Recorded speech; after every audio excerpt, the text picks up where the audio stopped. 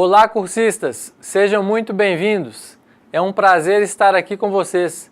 Meu nome é Douglas Ângelo Teixeira e na aula de hoje continuaremos com os estudos do eletromagnetismo, com destaque para alguns fenômenos eletromagnéticos e os circuitos magnéticos. Peço que em nossas aulas vocês estejam munidos de papel e caneta para quando surgir alguma dúvida, vocês anotarem e depois postarem no nosso fórum Tira Dúvidas. E para que tenhamos um bom resultado, será necessário a dedicação de vocês nos estudos e atividades da sala virtual. Mas também é muito importante que vocês leiam o livro da disciplina. Vamos começar? Bom, iniciaremos os estudos com a experiência de Ørsted. Em 1820, um professor e físico dinamarquês chamado Hans Christian Ørsted observou que uma corrente elétrica era capaz de alterar a direção de uma agulha magnética de uma bússola. Para o experimento mostrado na figura 1, quando havia corrente elétrica no fio, Ørsted verificou que a agulha magnética se movia, orientando-se numa direção perpendicular ao fio, evidenciando a presença de um campo magnético produzido pela corrente. Este campo originava uma força magnética capaz de mudar a orientação da bússola. Este campo magnético de origem elétrica é chamado de campo eletromagnético. Interrompendo-se a corrente, a agulha retornava à sua posição inicial ao longo da direção norte-sul. A conclusão que Ørsted chegou foi a seguinte: todo condutor percorrido por corrente elétrica cria em torno de si um campo magnético. Em decorrência dessa descoberta, foi possível estabelecer o princípio básico de todos os fenômenos magnéticos. Quando duas cargas elétricas estão em movimento, manifesta-se entre elas uma força magnética além da força elétrica, ou força eletrostática. Vamos acompanhar agora o conteúdo relacionado ao campo magnético criado pela corrente elétrica. As linhas de campo magnético são linhas envoltórias, concêntricas e orientadas, como mostra a figura 2. O sentido das linhas de campo magnético produzido pela corrente no condutor é dada pela regra de Ampère. A regra de Ampère, também chamada de regra da mão direita, é usada para determinar o sentido das linhas do campo magnético, considerando-se o sentido convencional da corrente elétrica. Então, a regra de Ampère, também chamada de regra da mão direita, nos orienta que, com a mão direita envolvendo o condutor e o polegar apontando no sentido convencional da corrente elétrica, os demais dedos indicam o sentido das linhas de campo que envolvem o condutor, para a representação do sentido das linhas de campo ou de um vetor qualquer perpendicular a um plano, como o plano do papel, por exemplo. Utiliza-se a seguinte simbologia. O campo magnético, quando ele está entrando no papel, é representado por um círculo com um X no centro. Então, vai representar um fio, uma linha de campo ou um vetor com direção perpendicular ao plano com sentido de entrada nesse plano. A segunda situação é quando o campo está saindo do plano, Então, ele vai representar um fio, uma linha de campo ou um vetor com direção perpendicular ao plano com sentido de saída deste plano. O campo magnético gerado por um condutor percorrido por corrente elétrica pode ser representado por duas linhas desenhadas com perspectiva, ou então com a simbologia apresentada, como mostra a figura 3. Então, a figura 3, ela apresenta as linhas de campo entrando no plano, como foi dito anteriormente. Aqui seria o sentido da corrente, Então, ele está entrando desse lado e saindo desse lado, Seria o equivalente aos dedos, envolvendo aqui o condutor. A intensidade do campo magnético gerado em torno de um condutor retilíneo percorrido por corrente elétrica depende da intensidade dessa corrente. Uma corrente intensa produzirá um campo intenso com inúmeras linhas de campo que se distribuem até regiões bem distantes do condutor. Uma corrente menos intensa produzirá poucas linhas numa região próxima ao condutor, conforme mostrado na figura 4. O vetor B, que representa a densidade de campo magnético ou densidade de fluxo em qualquer ponto, apresenta direção sempre tangente às linhas de campo no ponto considerado. Isso pode ser comprovado pela observação da orientação da agulha de uma bússola em torno de um condutor percorrido por corrente elétrica. A densidade de campo magnético B num ponto P considerado é diretamente proporcional à corrente no condutor, inversamente proporcional à distância entre o centro do condutor e o ponto, e depende do meio, conforme mostrado na equação matemática. B é igual à permeabilidade do meio vezes a corrente que circula pelo condutor, dividido pela distância entre esse condutor e o ponto onde deseja-se calcular essa densidade de fluxo magnético. Vamos agora estudar o campo magnético gerado no centro de uma bobina. Um solenoide é uma bobina longa obtida por um fio condutor isolado e enrolado em espiras iguais, lado a lado, e igualmente espaçadas entre si, como mostra a figura 5. Quando a bobina é percorrida por corrente, os campos magnéticos criados em cada uma das espiras que formam o solenoide se somam, e o resultado final é idêntico a um campo magnético de um ímã permanente em forma de barra. Podemos observar que as linhas de campo são concentradas no interior do solenoide. Entre duas espiras, os campos se anulam, pois têm sentidos opostos. No centro do solenoide, os campos se somam e no interior do solenoide, o campo é praticamente uniforme. Quanto mais próximas estiverem as espiras umas das outras, mais intenso e mais uniforme será o campo magnético. Agora vamos ver no slide a explicação da equação. A densidade do campo magnético, que é a densidade também de fluxo magnético no centro de um solenoide, é expresso pela expressão, onde a gente pode calcular essa densidade de fluxo magnético dependendo do fluxo do material, da permeabilidade magnética do material, do número de espiras que essa solenoide possui e pela corrente que vai circular por ela. Além disso, depende também do comprimento longitudinal do solenoide, que pode ser apresentado por essas duas, pela figura 5, que tem essas duas partes. Aqui mostra o sentido do fluxo magnético, indicado pelo polegar, e o sentido da corrente sendo envolvido aqui pelos dedos. Aqui em direção norte e sul do campo magnético, criado na bobina. Força magnetizante. O vetor H tem as mesmas características e orientação do vetor densidade de campo magnético B. Porém, independe do tipo de material do núcleo da bobina. Portanto, pode-se concluir que os vetores densidade de campo magnético e campo magnético indutor se relacionam pela equação B é igual a μ vezes H, ou seja, densidade de fluxo magnético é igual a permeabilidade do material vezes o campo magnético indutor. Isso significa que uma dada bobina percorrida por uma corrente produz uma força magnetizante ou campo magnético indutor.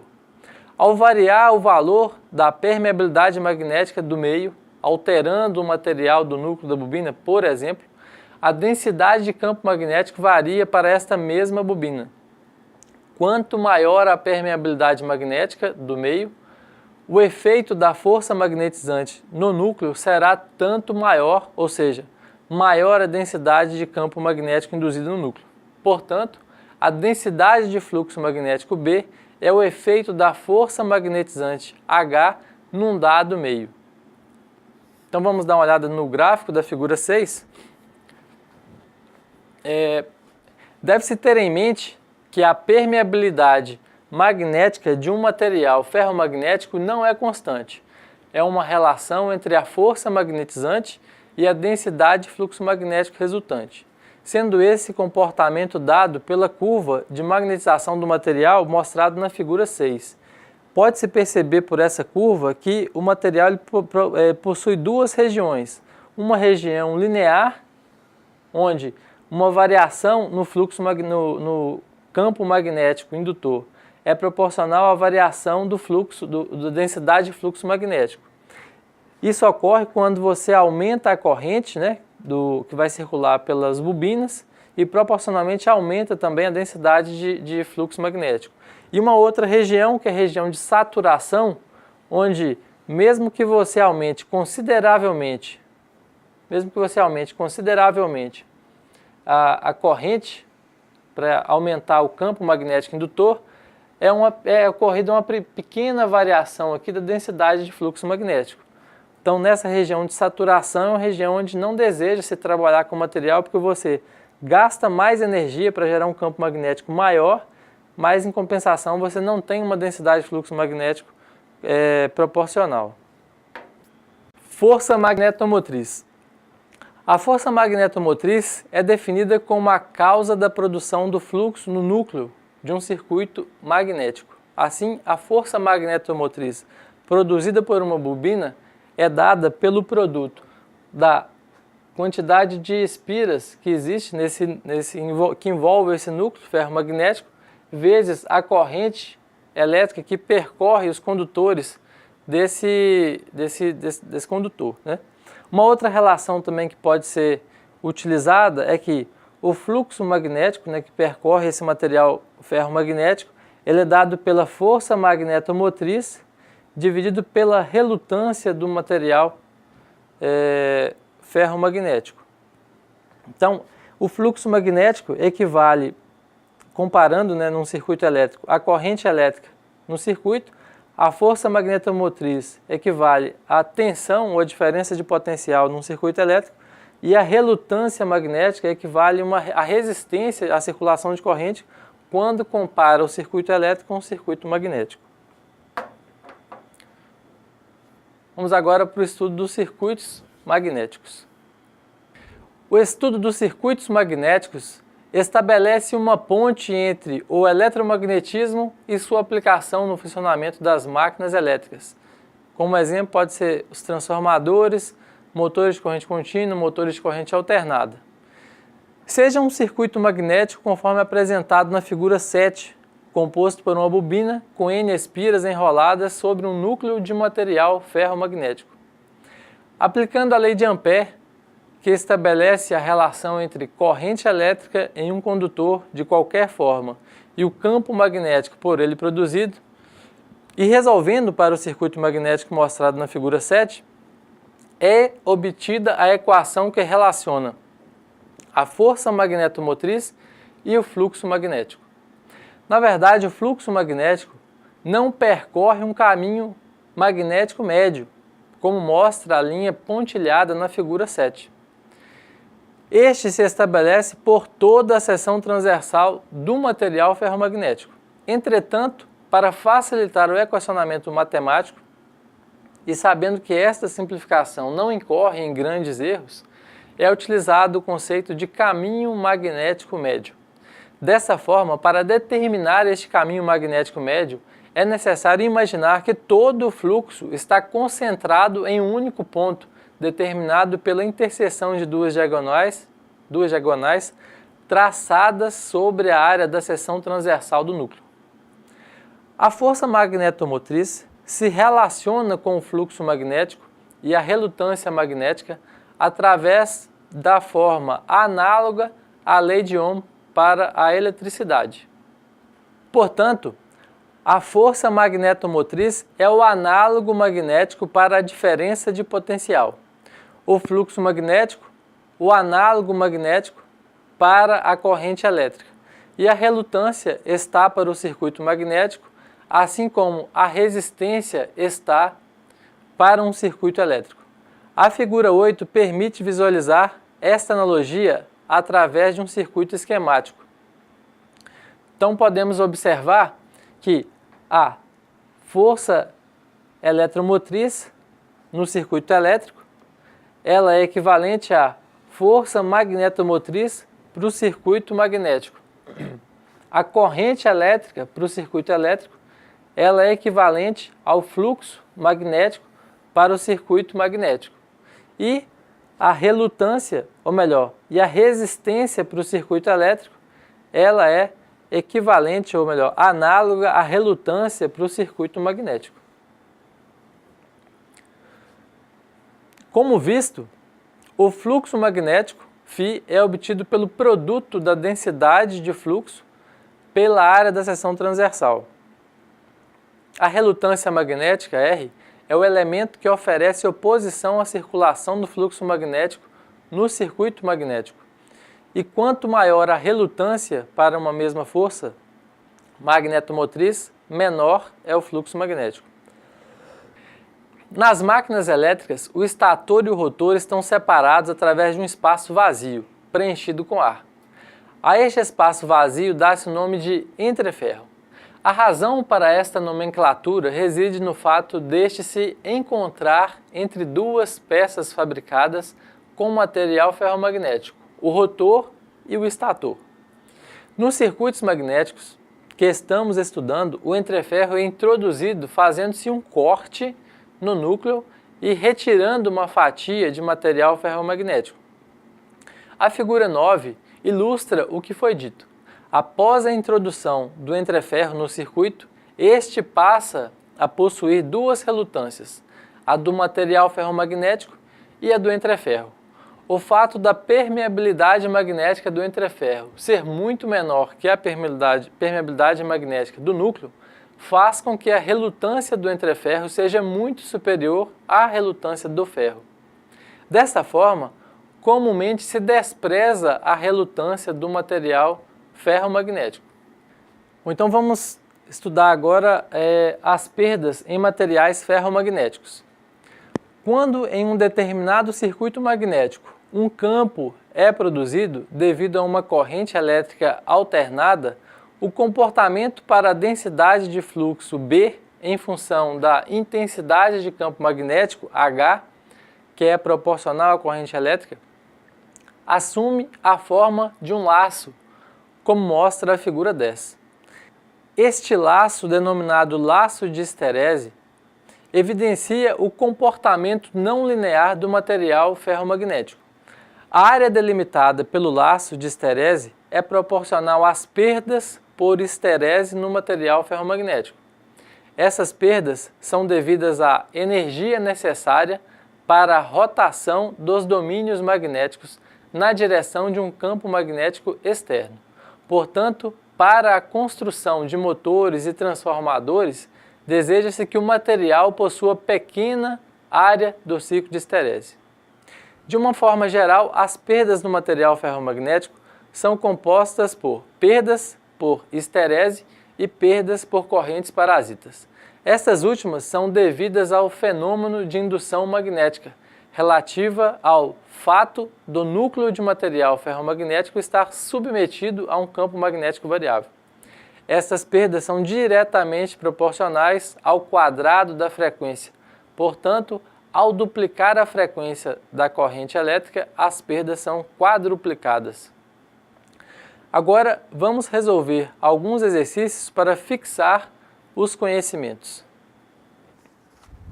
Então, para esse primeiro exercício, pede para determinar o campo magnético a uma distância de 30 centímetros de um condutor retilíneo que conduz uma corrente elétrica de 15 amperes.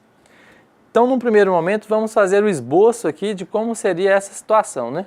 Então, vamos considerar aqui um condutor retilíneo e um ponto P distante desse condutor de 30 centímetros. Então, R igual a 30 centímetros.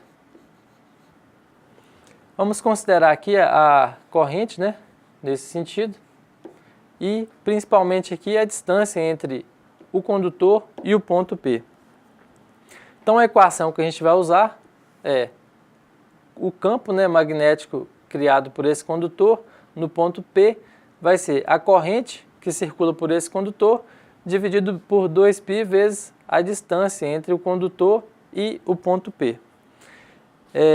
Para isso, a gente considera essa distância em metros. Então, vamos fazer uma conversão aqui da distância, que é 30 centímetros, para metros. Então, isso aqui equivale a 0,3 metros. A corrente, né, é 15 amperes. E vamos considerar aqui que o π, o valor arredondado é de 3,14.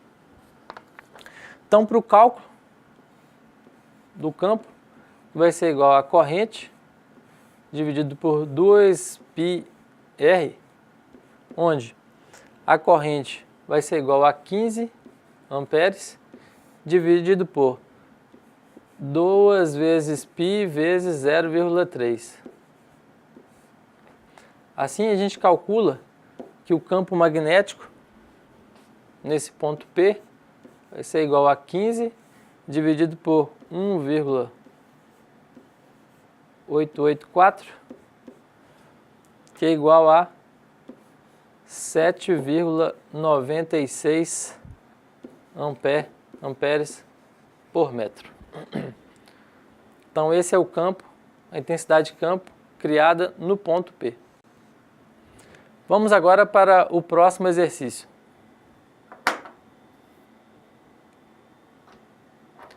Nesse exercício nós temos dois condutores retilíneos paralelos que conduzem correntes de 2 amperes e 5 amperes com sentidos opostos, sendo a distância entre eles de 13 centímetros, pede para determinar a intensidade de campo a uma distância de 5 centímetros em relação ao condutor de 2 amperes. Então, vamos também fazer um esboço, né, dessa situação. Então, vamos considerar aqui dois condutores retilíneos. Vamos considerar que esse primeiro condutor, conduzindo aí 2 amperes, aqui I1, igual a 2 amperes. E um condutor I2, ou melhor, um condutor 2, conduzindo 5 amperes, mas em sentido contrário. I2 igual a 5 amperes. Bom, a distância entre esses condutores é 13 centímetros. Então, vamos colocar aqui 13 centímetros. E pede para calcular o campo elétrico em um ponto P, vamos considerar aqui um ponto P, que esteja a 15 centímetros, ou melhor, que esteja a 5 centímetros do condutor que conduz 5 amperes. Então, vamos considerar aqui 5 centímetros. Consequentemente, se a distância entre os condutores é 13... deixa eu apagar aqui, que na verdade eu coloquei 13 centímetros, né? Aqui, ó, 13 centímetros, não metros, né? 13 centímetros, a distância entre os condutores é 13 centímetros. Então, do condutor 2 até o ponto é 5 centímetros, então, consequentemente, vão sobrar aqui 8 centímetros entre o condutor que conduz a corrente 5 amperes e o ponto que deseja-se calcular aqui o campo magnético. Então, qual que vai ser o campo magnético nesse ponto? A gente pode considerar, né, considerar a corrente que circula pelo condutor e ver o efeito do campo magnético nesse ponto, né? Na verdade, nessa direção aqui do ponto P. Então vamos pensar o seguinte: a corrente elétrica está nesse sentido. Se a corrente está nesse sentido, o campo magnético entraria, né, desse lado aqui do condutor e vai sair do outro lado do condutor, né? Então, se a gente considerar aqui que essa linha está mais afastada aqui, nesse ponto, no ponto P, essa linha vai estar o quê? Vai estar entrando, né? O campo vai estar entrando aqui. E esse campo aqui estaria relacionado a quem? A corrente 1. Então, H1. Vamos considerar agora o condutor 2. O condutor que percorre por ele a corrente 2, né? Então, para esse condutor 2, como a corrente está nesse sentido, as linhas de campo vão entrar desse lado aqui do condutor e vão sair do outro lado desse condutor, né? A gente trazendo também essa linha aqui mais próxima para o ponto P, ela estaria entrando também, não é isso? Então, o campo magnético no ponto P relacionado pela corrente 2 seria o H2. Então, o campo magnético resultante seria o quê? H, vamos colocar aqui, H no ponto P vai ser igual ao campo magnético produzido pela corrente I1 mais o campo magnético produzido pela corrente I2. Então, o que a gente faz? A gente calcula o campo magnético H1, o H2 e depois nós vamos somá-los, né? Então, H1 vai ser o quê? A corrente I1 dividido por 2π vezes, vamos chamar aqui de R1, a distância entre o condutor 2 e o condutor 1 e o ponto P. Então, fazendo os cálculos aqui, 2 amperes dividido por 2π vezes 0,05. Aqui já está considerando em metros, né? 5 centímetros, convertendo para metros, é 0,5 metros, 0,05 metros. E o campo magnético vai ser igual a 6,37 amperes por metro. O campo magnético criado pelo condutor 2 vai ser a corrente I2 dividido por 2π R2. A corrente 2 é 5 amperes dividido por 2π vezes a distância, que é 8 centímetros ou 0,08 metros. Então, fazendo os cálculos, a gente encontra um valor de campo de 9,95 amperes por metro. Então, para finalizar, a gente vai somar esses dois valores para encontrar o valor do campo magnético no ponto P. Então, como feito acima, é H1 mais H2, que é igual a 6,37 mais 9,95, que vai ser igual a 16,32 amperes por metro. Bom, finalizado esse exercício, vamos passar aqui para o próximo exemplo, né, próximo exercício. Bom, nesse exercício pede para encontrar a permeabilidade magnética relativa de um material ferromagnético cuja curva de magnetização está mostrada na figura a seguir, né? Então, para o ponto H igual a 200 amperes espira por metro. Então, essa curva ela dá a relação entre a densidade de fluxo magnético pela intensidade do campo magnético. Então, à medida que você varia o valor da intensidade do campo magnético, você consegue produzir uma densidade de fluxo no material. Então, pede para a gente calcular essa densidade de fluxo, ou melhor, pede para calcular a permeabilidade relativa do material para essa condição, onde o H, né, é igual a 200 amperes espira. Como é que você faz? Você identifica onde está esse 200 amperes espira, no eixo aqui das abscissas que tem a intensidade do campo magnético, acompanhe essa linha até tocar a curva de magnetização do material. Ao tocar a curva de magnetização do material, você vai projetar esse valor aqui até o eixo das ordenadas, que é o eixo onde tem a densidade de fluxo magnético, e ver qual que é o material, ou melhor, qual que é o valor da densidade de fluxo magnético em Tesla, né? A unidade é Tesla. Então a gente pode observar aqui que está próximo entre 1 e entre 2, ou melhor, entre 1 e entre 1,2 Tesla. Então vamos considerar aqui que nesse ponto o valor da permeabilidade é 1,1 Tesla, né? 1,1 Tesla. Então, para a gente calcular a permeabilidade do material, como é que a gente faz? É B, que é a densidade de fluxo magnético, que a gente encontrou ali que é 1,1, dividido pela intensidade do campo magnético, que já foi dado no exercício, né? de 200 ampere expira por metro. Ao fazer essa divisão, a gente encontra o valor da densidade, da permeabilidade magnética do material, que é 0,0055. De posse da permeabilidade magnética do material e sabendo que a permeabilidade magnética do ar ou do vácuo é 4π vezes 10 a menos 7, a gente consegue a permeabilidade relativa do material para esse ponto, né? Então a permeabilidade relativa vai ser a permeabilidade relativa do material, que é 0,0055, dividido pela permeabilidade relativa do ar, né, ou do vácuo, que é 4π vezes 10 elevado a menos 7.